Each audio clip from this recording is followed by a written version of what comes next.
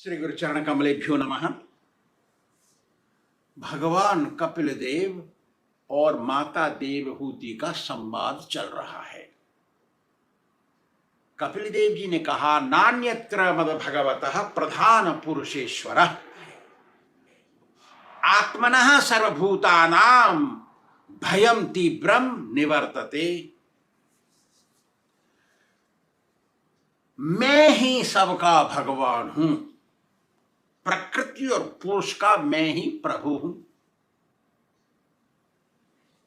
समस्त प्राणियों का आत्मा मैं ही हूं, इसलिए सबको मेरा ही आश्रय लेना चाहिए। बिल्कुल सही बात है। जिससे मृत्यु से छुटकारा मिल सके ऐसी भक्ति करनी चाहिए मेरी ओ माता। क्यों कि मद भयात वाति वातोयम, सूर्यस्तपति मद भयात, बरसति इंद्रो दहति अग्नि, मृत्युश्चरति मद भयात।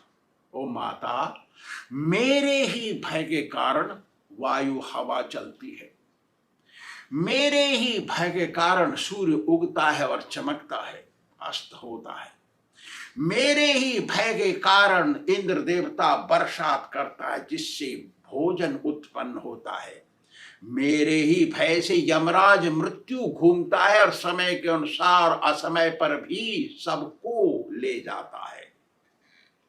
ओ माता, ज्ञान वैराग्य युक्तेन भक्ति योगेन योगिनः क्षेमाय पाद मूलम में प्रविशन्ति अकुतो भयम। हे माता, मेरे भक्त लोग भक्ति और ज्ञान वैराग्य से युक्त होकर के शास्त्र सम्मति से मेरी सेवा करते हैं, जिससे उनको शांति मिलती है और निर्भय होकर मेरे आश्रय में रहते हैं। ज्ञान वैराग्य से मुक्त रह करके सेवा करनी चाहिए। क्यों? कन्याभिलाषिता शून्यम ज्ञान कर्माद्यनावृतम आनुकूल्येन कृष्णानुशीलनम भक्तिरुत्तम। भक्ति रसामृत सिंधु में लिखा है, ज्ञान वैराग्य से मुक्त होना चाहिए। तभी जो सेवा ज्ञान वैराग्य से मुक्त होकर के करते हैं वही भक्ति कहलाती, वही असली भक्ति है। ज्ञान थोड़ा सा मिला हुआ, भगवान है कि नहीं है, मैं भगवान हूँ, तिलक नहीं लगाया, भजन नहीं किया, ये सब ज्ञान है। और वैराग्य कहते हैं, वैरागियों को ध्यान लगाते हैं, वो अग्नि मग लगाते हैं, चारों तरफ बीच में बैठ जाते हैं, सोचते हैं हम भगवान है। ऐसे नहीं। एतावानेव लोकेस्मिन्, भगवान कह रहे हैं आगे, पुंसा निःश्रेयसो भयम तीव्रेण भक्ति योगेन मनोमयी अर्पितम स्थिरम। हे माता, सबसे बड़ा कल्याणकारी कार्य है भक्ति करना भगवान की। सबसे बड़ा कल्याणकारी कार्य है भगवान का भजन करना। भजन कहते हैं हरे कृष्ण कृष्ण कृष्ण हरे हरे, हरे राम राम राम हरे हरे, माला से करने को भजन कहते हैं। यही सबसे बड़ा कल्याणकारी मार्ग है, भागवत को पढ़ना और भजन करना। इससे बड़ा कल्याणकारी और कोई मार्ग नहीं है। हे माता, अपनी सारी इंद्रियों को, मन को इकट्ठा करके भगवान की शरण में तीव्रता से जाना चाहिए, तीव्रता से भक्ति करनी चाहिए। गुरु के आश्रय में उनकी ही आज्ञा के अनुसार। जो शिष्य गुरु की आज्ञा का पालन नहीं करता वो भक्ति नहीं कर सकता और उसकी भक्ति भगवान को प्रसन्न नहीं कर सकती। फिर आगे कहते हैं, ओ माता, मैं आपको अब सारे प्रकृति के तत्वों को अलग अलग करके बताता हूं, जिसको जान करके मनुष्य तीन गुणों, सतोगुण रजोगुण तमोगुण से मुक्त हो जाता है। भगवान की भक्ति करना ही आत्मदर्शन का मार्ग है, आत्म साक्षात्कार का मार्ग है। मैं कौन हूं, मैं कहां से आया, कहां जाऊंगा, क्यों हूं इस दुनिया में, क्या मेरा कर्म है, क्या मेरा कर्तव्य है, ये जानना ही आत्म साक्षात्कार है, भगवान को समझ जाना।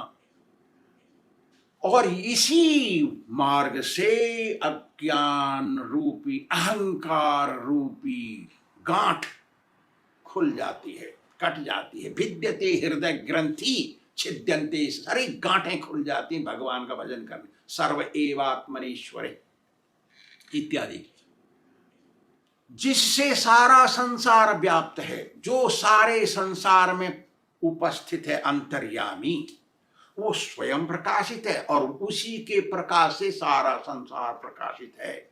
वो तीन गुणों से परे है और अनादि है, उसकी सृष्टि नहीं हुई, वो सबसे पहला है, उसका कारण कोई नहीं है, वही सबका कारण है। वो प्रकृति से परे भगवान सबके अंतःकरण में परमात्मा रूप से विराजमान है और वो अपनी वैष्णवी माया से आच्छादित होकर के, ढक करके इस सृष्टि को देखता है और उसमें वीर्य अपना स्थापित करता है, जिससे उत्पत्ति होती है प्राणियों की, सबकी सृजन करता है। वो इस प्रकृति में पैदा होने के बाद प्राणी इस भौतिक माया से बंध जाता है और सोचता है कि मैं ही करता हूं, मैं नहीं करता इस काम को तो कैसे हो जाता ये काम, भगवान थोड़ी आता है करने के लिए, ऐसा सोचता है।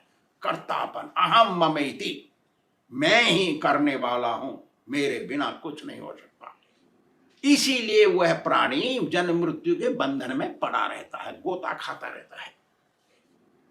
देखिए, माता कहती है, देखिए मां, ये जो अधिष्ठातृ देवता हैं, ये देवता शरीर को और इंद्रियों को उपयोग करके एक एक कार्य कराते हैं, जो कार्य करना है वो कराते हैं वो, लेकिन ये अज्ञान अंधकार में पड़ा हुआ प्राणी सोचता है मैंने किया ये।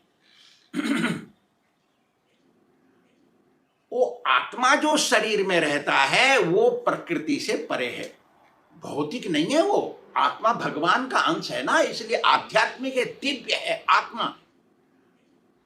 लेकिन भौतिकता में लिप्त होने के कारण सुख दुखों को भोगता रहता है, भौतिक सुख दुखों को अनुभव करता रहता है।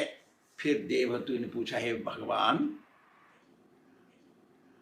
आप मुझे भगवान का स्वभाव और उनकी शक्तियों के बारे में थोड़ा बताइए। भगवान कहती है वो, और कहती है कि ये सूक्ष्म और स्थूल सृष्टि उन्होंने कैसे बनाई, थोड़ा बताइए ना। भगवान बोलते हैं, हे माता, तीन गुण, सतोगुण, रजोगुण और अव्यक्त, अनमैनिफेस्ट अंग्रेजी में बोलते हैं महत्त्व, ये मिलकर के ही सूक्ष्म, भगवान की सूक्ष्म सृष्टि है। ये दिखाई नहीं देती, सूक्ष्म माने आंखों से न दिखाई देने वाला वस्तु, वो सूक्ष्म कहलाता है। महत्त्व और तीन गुण ये ही हैं, मिलकर के चार, यही है, इसको कहते हैं सूक्ष्म सृष्टि भगवान की। जब ये सूक्ष्म सृष्टि काल के द्वारा, समय के द्वारा, काल माने समय, काल माने मृत्यु भी होता है, लेकिन यहां मृत्यु शब्द नहीं है, समय, भगवान का समय, इसके कारण ये स्थूल सृष्टि उत्पन्न होती है। पहले पंच महाभूत उत्पन्न होते हैं, पृथ्वी, जलवायु, अग्नि, आकाश। फिर उससे पांच कर्मेंद्रिय उत्पन्न होती हैं, हाथ, पैर, मुंह, लिंग और गुदा। फिर पांच ज्ञानेंद्रिय उत्पन्न होती हैं, आंख, नाक, कान, जीभ और चमड़ी। फिर पांच तन्मात्रा उत्पन्न होते हैं, घ्राण, शब्द, रस, दृश्य और स्पर्श। फिर उसमें चार मन, बुद्धि, अहंकार और आत्मा घुसती हैं। ये 24 तत्व अलग अलग रहते हैं, 24 तत्व हैं ये सब। इन 24 तत्वों में पृथ्वी, जलवायु, अग्नि, आकाश, ये पांच तत्व ये मुख्य हैं। इनमें भगवान समय के स्वरूप में प्रवेश करते हैं, 25 हो जाते हैं। हे माता, भगवान ही इन 25 तत्वों को प्रयोग करके सारा कार्य करते हैं, लेकिन अहंकारवश माया में फंसा जीव भगवान को भूल करके स्वयं को कर्ता मान बैठता है, इसलिए वो मृत्यु से डरता है। आत्मा मरती नहीं, फिर भी ये मृत्यु से डरता है। मर जाऊंगा मैं, अरे बाप रे मर जाऊंगा, ऐसा सोचता है। देखिए, बहुत भजन करना ही सार है। यदि मृत्यु से बचना है, मृत्यु के भय से ऊपर उठना है, तो हमको भजन करना पड़ेगा। माला लेकर के हरे कृष्ण कृष्ण कृष्ण हरे हरे, हरे राम राम राम हरे हरे। तो फिर भगवान अपनी ही इच्छा से प्रकृति में एक प्रकार का विकार उत्पन्न करते हैं और माया द्वारा सभी प्राणियों की सृष्टि करते हैं। मैंने बताया ना, अपना बीज डालते हैं। बीज को वीर्य कहते हैं। बीज ही तो पड़ता है। स्त्री में वीर्य डालने से उसको बीज डालना कहते हैं संस्कृत भाषा में। और वही भगवान सब में परमात्मा रूप से, आत्मा के पास परमात्मा बैठा है। कैसे मालूम पड़ता है? जब आत्मा को गंदा काम कर देता है ना, अरे तेरी के रे मैंने क्यों कर दिया ये काम, वो जो प्रेरणा देने वाला वो परमात्मा है, पास में बैठा है। अरे तुमने कोई अच्छा काम कर दिया, अरे तेरे बहुत अच्छा काम किया तेने, तुझे तो भगवान का आशीर्वाद मिलेगा। कौन कहता है ये बात अंदर से? वो परमात्मा है। तो परमात्मा रूप से वही सब प्राणियों में विराजमान है। इन 25 तत्वों का उपयोग करके ये सारी सृष्टि बनी है। फिर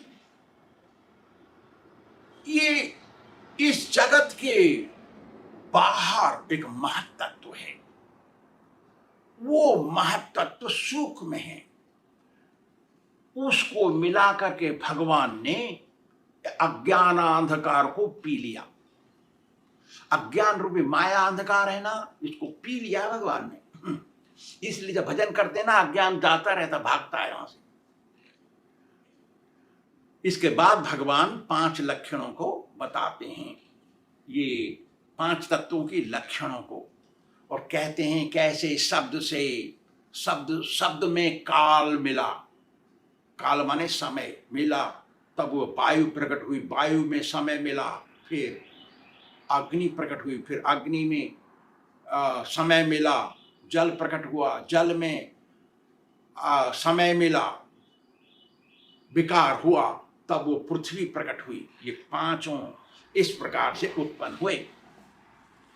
इन सब को मिलाकर के जगत बना ब्रह्मांड। ब्रह्मांड में जल, वायु, अग्नि, आकाश, ये 10-10, 1 से 10। जैसे पृथ्वी 10 गुने जल से ढकी है, जल 10 गुने वायु से ढका है, वायु 10 गुने जल अग्नि से ढका है, अग्नि 10 गुने आकाश से ढका। इस प्रकार से ये ढका हुआ है। इस कबर के बाहर महत्त्व है, और उसके बाहर है कारण समुद्र, जिसमें भगवान विष्णु का स्वरूप लेकर के लेटे हुए हैं। उन्होंने इस ब्रह्मांड के चमड़े में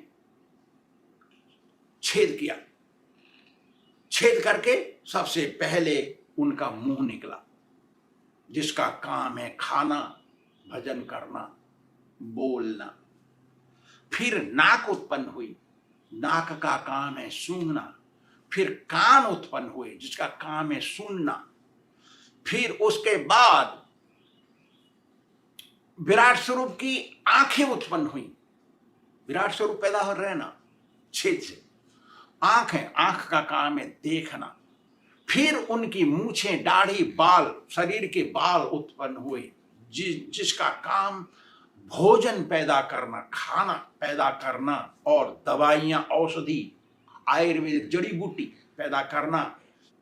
फिर उनका लिंग निकला, जिसका जिससे समुद्र पैदा हुआ, फिर उसका मल द्वार टट्टी करने का रास्ता निकला, जिससे मृत्यु पैदा हुआ, मृत्यु का देवता नृति कहते हैं उसको यमराज।